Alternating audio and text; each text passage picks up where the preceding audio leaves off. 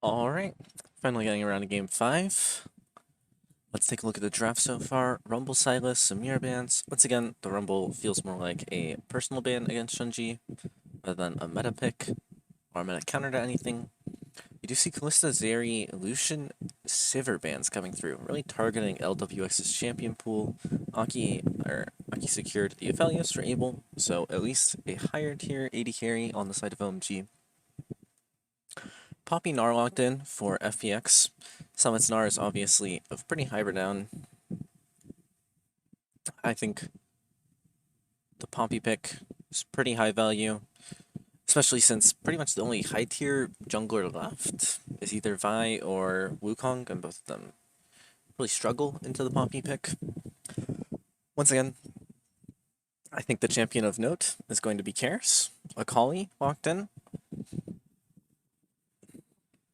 This doesn't strike me as a meta pick or anything, or a counter pick to the Ahri, although I don't think the matchup is too terrible for the Akali. I think, once more, it's just FPX putting more trust in this young player. Put trust in him when they put him on the Yone. His early game had a few slip-ups, but came through in most of those team fights, had some pretty big ultimates. So I like to see it. We'll see what AD carry is opted for here. They could just they could go for a Zyra lock-in. I think that's a fairly strong duo combination still left on the table. I don't really think you're gonna get anything better than that. Jungle pick saved for 5th. Obviously, that's because they wanted to 4th pick Nautilus, take one of the higher tier supports off the list, really put the bot lane of FPX on the ropes. Might just be the Xin Zhao lock-in. Xin Zhao, Vi, and Wukong. Actually, Wukong was banned away by FPX. I would expect the Xin Zhao, not the Bel'Veth. She hasn't really seen much play since her nerfs. That's just the sort of champion she's gonna be. She's just a Master Yi with more mobility and survivability, and a bit less damage. These champions are really feast or famine, and against a skilled jungler, they're not really gonna work out, and they don't really fit a team comp like an engaged champ would, or a peel champ, or an assassin, because they're meant to be a hyper carry, and obviously in pro, your hyper carry is always going to be your bot laner. But just overall, taking a look at the team comps, I would say OMG's bot lane should be better. I think Zyra has fallen off for several reasons. Just some sustained nerfs to Xayah, and Rakan seems to be on the edge of the support meta, but he just doesn't have the same ability to engage as snappily anymore compared to Leona or the Nautilus or even the Set in some regions.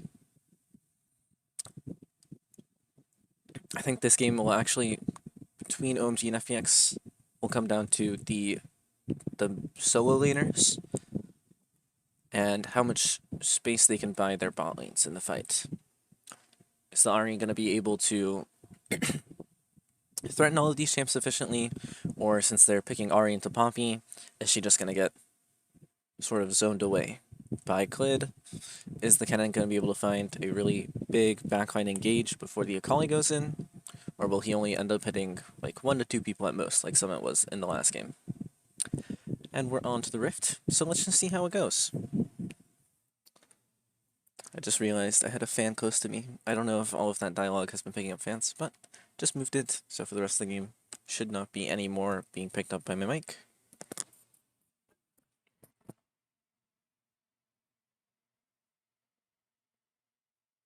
And let's get into the game and have a look. Looks like the bot lane of FPX pushing in for some vision and then resetting, running back out as 5 across the map in a default sort of position. Looks like Aki will be opting to start topside. Should get a leash from Shunji, though he could solo it, obviously, to not let them know where he's starting. But might be done a bit slow, as we see Care and Summit moving in here, actually. Get a ward down onto the red buff. Kind of hurts Aki here to not have the leash, Obviously, they know now either way, but at the same time, it's really important that Kennen gets lane control and can get the push in his favor to allow him windows to poke early on. We're seeing Aerie come through once again for Shanji. 12-15 is the patch after 12-14. There wasn't a ton, notably, on this patch. There was some adjustments to the way energy champions work. Akali was one of the ones that was impacted pretty heavily. She gets a fairly decent, like an extra Q or two, depending on the rank in her shroud. Could be pretty big for her. And Kennen getting those damage buffs. 12-14, once again, there was nerf to sustain. I think Nar's one of the champions that went pretty untouched by it, just because he opts for the Fleet Footwork rune to begin with, and due to his Mega Gnar transformations, he's constantly gaining health in lane. So, as long as Summit is playing fairly well, which I wouldn't be surprised to see, he should be pretty safe in this lane, despite the poking Kennen. Really good vision control by OMG in this early stage of the game. They've gotten all of the offensive vision out from FPX, which means that they won't exactly know what Aki's moves will be once he finishes his first clear.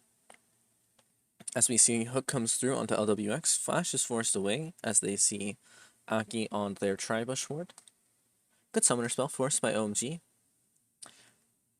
Bit of a misposition by LWX to be the one getting hit by that hook. Obviously, if Hung had tanked it, could have just dashed away. Sucks a bit. We'll see if they go for this dive. Still cleanse up and pretty high HP values on both these champs. Hung, good tank. Really good root by the Xayah. Holy monster value. Flash comes, or teleport comes through by Care. Looks like he'll just clean up Abel as Aki goes in. This game is over. Akali 2 kills in, 3 minutes 40 into the game. She's not even missing the wave because Clint is catching it. The Xin Zhao failed to dive, and now the Aphelios is behind. Pretty hard. I'll have another look at this. LWX played this perfectly. Hung does a good job intercepting. You can see right there, the lollying of the Nautilus hook actually sort of forks the champion over right there. And then LWX just hits a really nice 3-man route, stalls for time. The TP comes through. Doesn't matter that Care got exhausted. They're low enough, he's just able to pick up the kill. And this is FPX's game to lose from this point forward. Their teamfighting comp, I feel like, is already stronger. It's on the Xin Zhao to get a pretty strong early lead and for the Ahri to play through the mid game. And now their late game, their late game insurance in the Aphelios is already abnormally far behind, and the Akali is abnormally far ahead.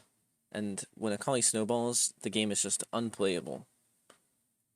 Especially since, I believe, even though he opted for the Conquer over the Fleet Footwork, or even, like, an Electrocute, I'm fairly certain that we'll see Care opting for the Night Harvester build, just based on the Hextech alternator we see in his inventory. Excuse me. Good claims another Scuttle Crab. They have vision on Aki on the Grump. Obviously no contests really going to be possible here. Abel takes a decent chunk out from the QE of Xayah. So we see FPX moving in position. OMG should know they can't fight this. Their AD carry needs to base. It's not like FPX is really getting anything off of it. They could opt for a dragon. So we see Clid looking for a gank onto mid. Cream doesn't have ulti, so he good charm. Just walks that one away. If Clid had flashed over it, he would have had to force the flash out of Cream, or if he had sidestepped the charm. So, really nice, trusting in his mechanics. He's level 6 hit for the mid laners. Charm sort of looked like a hit, but the Star Guardian Akali model is a bit weird when she's in her passive and swinging her comma. Oh, Summit. Should still live here, I think, unless Shanji hits a Q. Yeah, he's pretty tanky, and Shanji has a lot of upfront damage due to the Hextech Alternator, but not able to really close that one out. Aki knows he won't make it in time. Dragon traded over though. Aki's wasting a lot of time. His Krugs aren't even spawning soon, I don't believe. Oh, they actually do just come up. He's just gonna full clear down. Clid looking for a gank here. Cole knows something's up though. Good sweep. However, Clid goes through, manages to find Abel. Flash dash onto Abel. A bit ambitious by Clid. Once again, it's not egregious to waste the flash on the Poppy. Unless you don't have Hex Flash like Clid. He was running it earlier in the series. So I don't believe the rune has been disabled like it was a few weeks ago. I don't know if there's a reason he opted to change the rune. Good dash onto Cold. Let's see if they take the tower properly. Manages to pick up the Poppy passive. Nice and clean. Easy kill over to the side of FPX. Unfortunately, Hung just picked that one up, but more importantly, Abel's missing the wave. They trade back on some plates. Pretty good for them.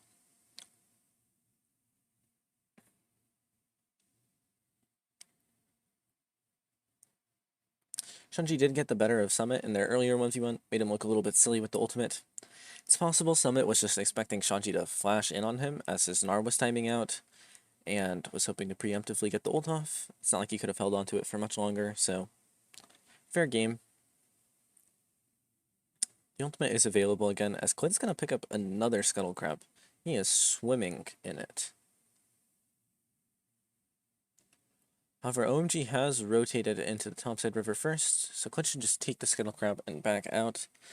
They're fishing for an Akali or a Khan here, should they path a little bit too aggressively to check the Herald. Just clearing out some vision for now. Both unique carries, still in the bot lane.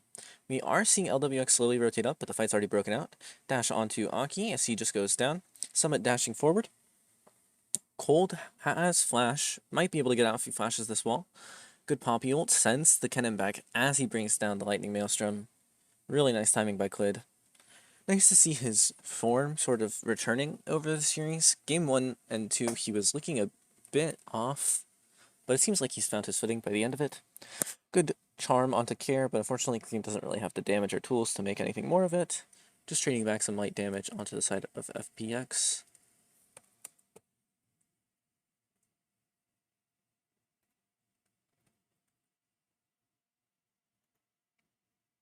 Oh, my apologies. I finally bothered to look up Slicing Maelstrom. Actually play Kennen, so I should know that one.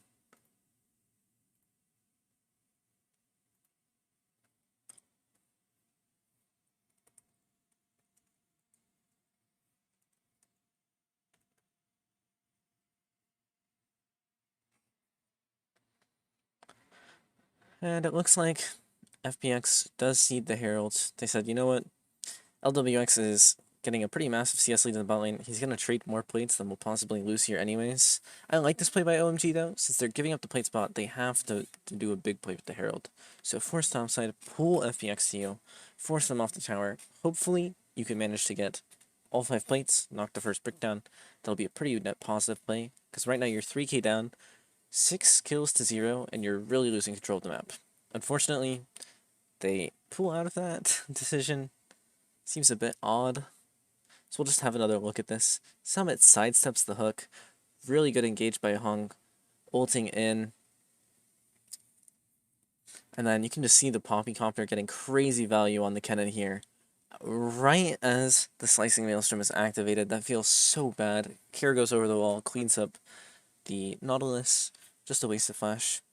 Doesn't look like Hex Flash is disabled since Nautilus is running it. So I wonder why Clid opted to not take it. Perhaps just valuing the I'm actually a bit befuddled, if I'm being completely honest, because in the same tree as Hex Flash is Commencing Stopwatch and Minion DMATs. Obviously he doesn't have either of those, which means he took one in the first tree. Free boots. I wasn't paying attention, I didn't see them come in. This is engaged onto Summit by the side of OMG. Unfortunately, they're just not able to find the distance. Aki even flash for that, just feels so bad. Nothing is going OMG's way in this final game of the series. It's looking like it'll be a total wash. They do manage to get 2 plates, trying to take the full tower here. Oh, but Clid knocks the Herald away, and they invest the teleport to make sure that OMG Oh, this feels so bad. They're gonna lose first tower bot. And I don't even know if they can get this one in. At the very least, it won't finish the tower. LWX is gonna get first tower. Herald goes down. If they try and fight this, I think FPX could even win. Just with how strong the Kali is. 4-0, Night Harvester completed. No one else has a mythic item. Summon transforming. Will face check into the Nautilus here. I don't know if they have the damage to kill, but he notices something is off when the Aphelios is just walking at him while he's in Mega. Meanwhile, the bot lane of FPX might be able to get the inner tower here. Yeah, looks like Shanchi's just going to respect. And FPX just finding themselves so much further ahead. Another 1k gold jump. Already have one drag. I expect them to rotate down and get the second. Ult forced out of cream, which means the Ahri is going to be pretty useless for the next 2 minutes. Not much pick potential without the ultimate, and no items. Aki opts for the Chempunk Chainsword Rush. Once again, once the item was nerfed, I really don't see the value in it. I don't think the gold efficiency is as crazy high. There's absolutely zero healing from the side of FPX this game. I think it would just be better to rush your mythic item. Or if you want like a cheese first item, then like maybe just say F it, we like need to get a pick on someone. Maybe you just play Umbral Glaive, Xin Zhao, full lethality, see if you can blow someone up or play for vision control.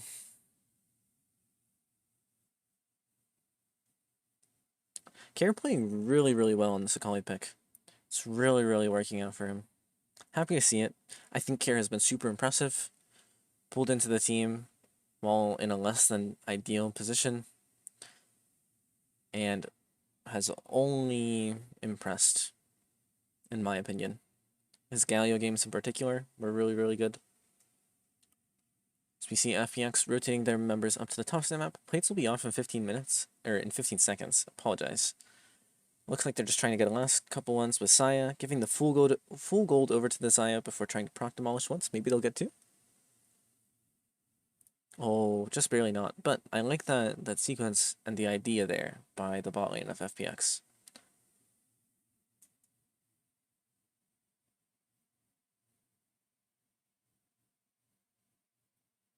We'll just get this first tower for free.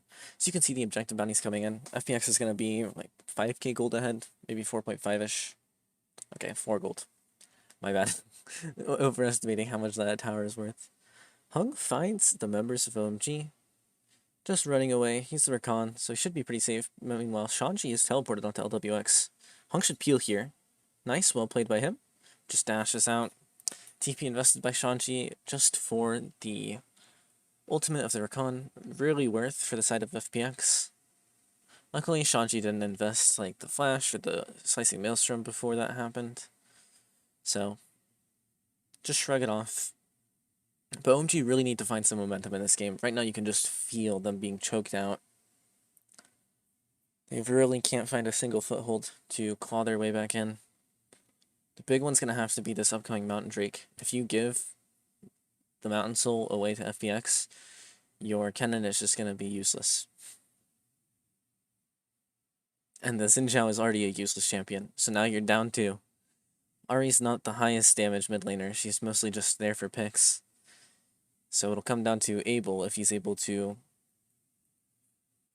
one-shot everyone. And while Aphelios is not the weakest AD carry, he's also not presently very severe levels of 1v5. So their way back in this game, I feel, is Nautilus needs to start pairing up with the Ahri. They need to just let Abel absolutely vacuum the whole map, get this Aphelios as big as possible, and then hope that the Xin Zhao Ahri Nautilus is just able to find some really solid picks, CC someone to death. That's what their job is in the mid game. Hong has been playing a bit cheeky this game, and he hasn't been punished for it, so maybe you can find a kill there. Looks like they want to contest this Herald. If a good Poppy ultimate lands, I think the game will just be over. So keep your eyes on Clid, see if he's able to do anything. Summit starts to aggro on the Herald. As you can see the waves going into the top tower. Kerrigan dashes away, manages to not get hit by the wind, become lightning. Gale Force onto Aki. Ooh, really nice play by LWX and Hung. However, no kills go over. Shanji looking for it. A lot of members of OMG really low.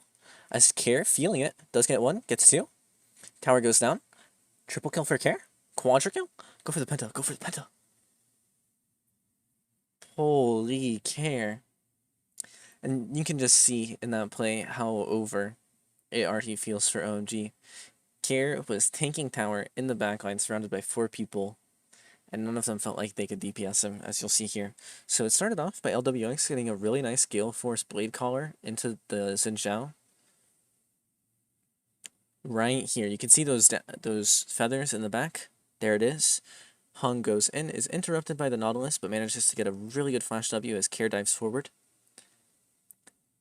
There, tries. Oh, nails the E onto Cream. Bang. The Aphelios is full chakrams, but it's just locked up by Summit. Aki doesn't want to go onto Care, would rather just live.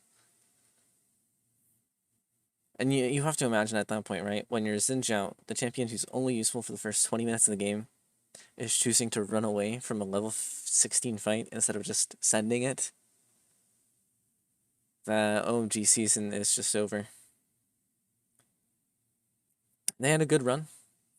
Took a lot of games off of some top teams, but this game might just be open and shut. Care is... He was 4-0 before that play, so I think he's 8-0. So you have 2 or 3 items, just at 18 minutes. Now let's see, 2 completed items, 8-0, Zonya's Night Harvester. You're never killing this Akali.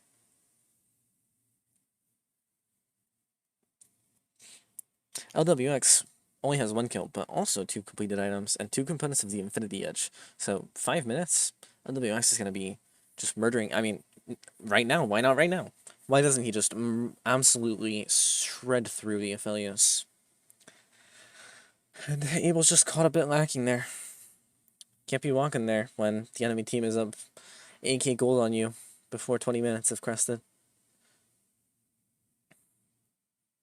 So they're going forward onto Aki. Wow, they are just cleaning up this game. I wonder if they'll get a Herald crash onto the towers. Normally I'd advise against on the smite comes through late.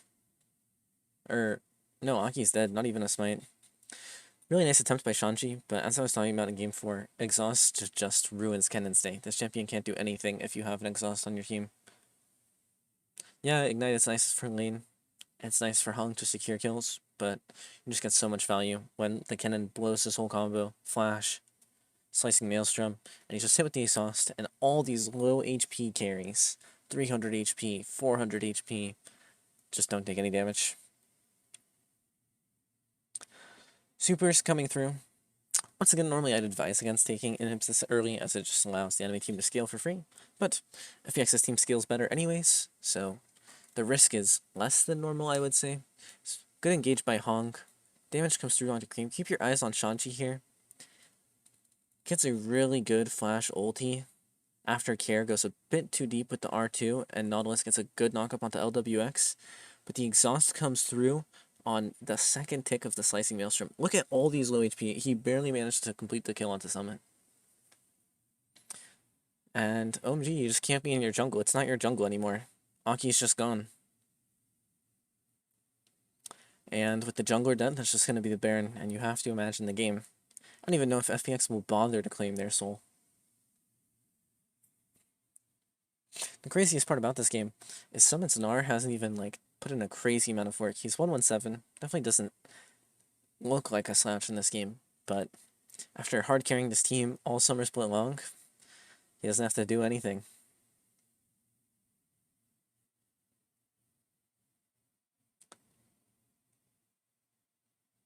I will note one thing as we get towards the end of this game, though. It's really, really hard to farm effectively on Assassins, especially when you're fighting this much and you're this fed, right? You can see Carrot has 30 less CS than the Ahri, and it's by no fault of his own. It's just he's so fed that if he's not in a fight, then he's trolling his team. So he can't afford to be in the side lane without TP. And even then, it's just not as effective as him just sitting near Hong, waiting till Hong goes in and killing people. slowing the game down does no benefit to FPX at this point. They want to step on the gas. They've already got one him tower. They're pushing for their second. They're pushing for their third. Who cares that the entire jungle is up for FPX? They don't need to clear it. They're taking OMG's jungle.